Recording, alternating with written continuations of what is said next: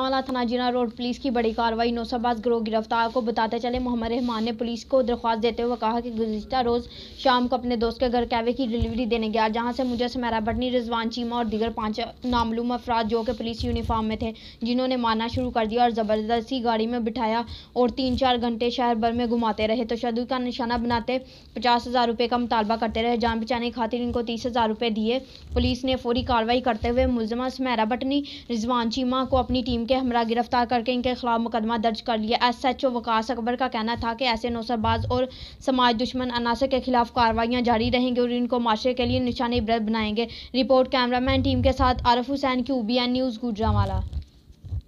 3 दिन पहले एक वकू होया नौसरबाजी का, ਉਹਦੇ ਵਿੱਚ ਕੀ ਨਾਲ 2-3 ਪੁਲਿਸ ਮੁਲਾਜ਼ਮ ਸਨ, ਇੱਕ ਸੁਮੇਰਾ ਭਟਨੀ ਸੀ, ਇੱਕ ਰਜ਼ਵਾਨ ਚੀਮਾ ਸੀ ਤੇ ਇਹਨਾਂ ਨੇ ਕੀ ਨਾਲ ਲੈਂਦੇ ਨੇ ਮੈਨੂੰ ਮਾਰਿਆ ਕੁੱਟਿਆ, ਮੈਨੂੰ ਬਲੈਕਮੇਲ ਕੀਤਾ। ਇਹਨਾਂ ਨਾਲੇ ਮੇਰੇ ਕੋਲ 30,000 ਰੁਪਏ ਰਕਮ ਲਈ ਹੈ।